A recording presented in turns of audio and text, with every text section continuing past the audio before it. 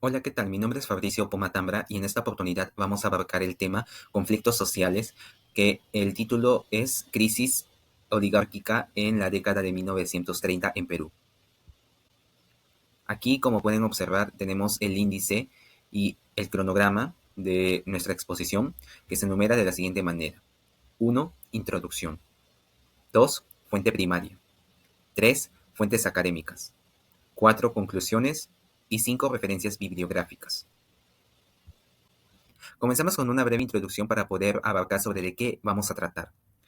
Vamos a tratar sobre cómo Leguía, Augusto B. Leguía, expresidente, sufre un derrocamiento en el año 1930 por, lamentablemente, por surgir tres partidos políticos a partir de un problema que surge a partir de esa década, en donde se genera un meeting que vamos a ver en el siguiente diapositiva, un meeting un lunes 25 de agosto de 1930, en donde hay un derrocamiento que dan de baja al presidente y se convocan a nuevas elecciones.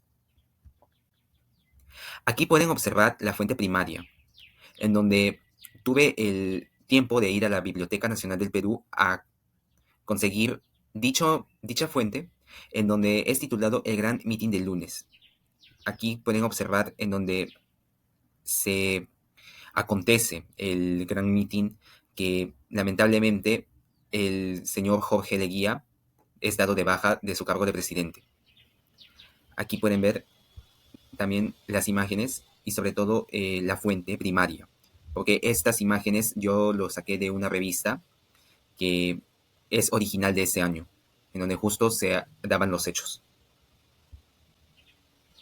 Aquí, como pueden observar, aquí es una breve paráfrasis en donde podemos, eh, según Ruiz A. 1930, el lunes 25 de agosto hubo un mitin sobre el derrocamiento del gobierno del señor Augusto B. Leguía. Asimismo, se inaugura la Unión Revolucionaria, fundada en julio de 1931. Progresivamente, su gobierno se volvió dictatorial, ya que la gran crisis de 1930 lo dejó en la ruina. El autor del golpe siendo Luis Sánchez Cerro, quien por consiguiente su manifiesto fue redactado por el eminente José Luis Bustamante Rivero. Además, se tenía previsto llegar a un acuerdo con el expresidente para que se acabe la violencia que acaeció en ese entonces y por ende convocar a nuevas elecciones lo más antes posible.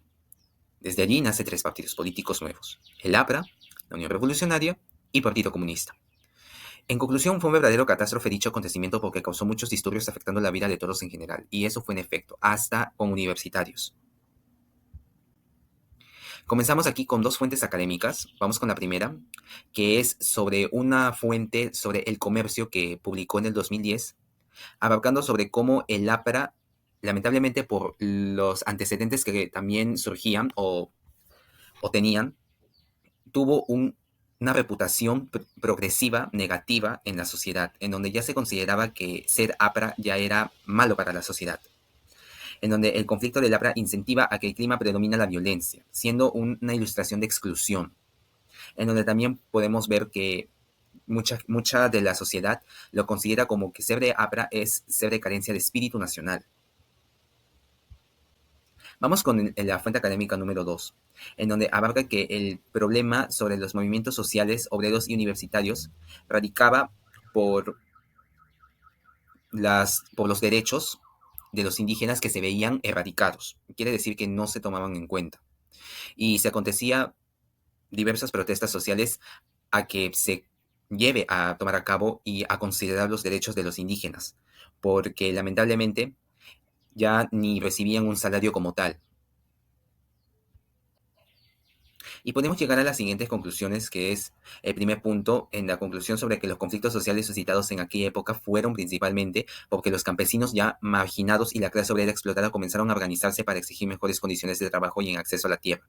La crisis del 29 y también del 30 que se dio a cabo, sus situaciones y también se llevaron a dar movilizaciones. Y en efecto, porque sus derechos, como lo hemos explicado, ya estaban muy erradicados y no se tomaban en cuenta en dicha época, en donde ya era como una rebelión, se podría afirmar, sobre cómo en esa época era normalizado el explotar a una persona solo por el simple hecho de haber un prejuicio arraigado sobre el color de piel o sobre si era indígena o si era indio, etcétera.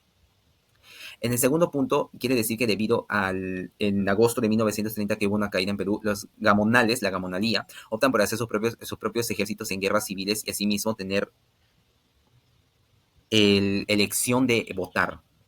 O sea que ellos mismos escogían de manera no legal, se podría decir, de una manera corrupta.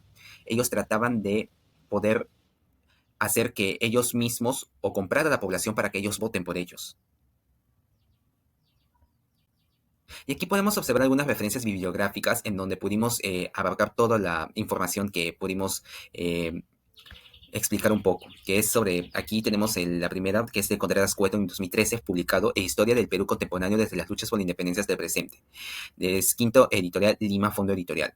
Y el segundo tenemos a Hansen, que lo publicó en el 2010 y Nuevas Opciones Políticas en el Perú durante la Gran Depresión de imagen del APRA en el comercio en 1931 y 1933. Y por último, sobre todo, y la que a mí personalmente más me llamó la atención abarcar, es sobre la fuente primaria. En cuando yo exploré la fuente que pudimos observar cómo el Gran Meeting se llevó a cabo y aquí fue publicado en ese mismo año y en ese mismo mes en donde se realizó los hechos catastróficos, en donde se tuvieron que llevar a urgentes elecciones para poder llevar a cabo a tener un gobierno que paulatinamente se iba a recuperar, tanto económico como social, porque la violencia predominaba allí.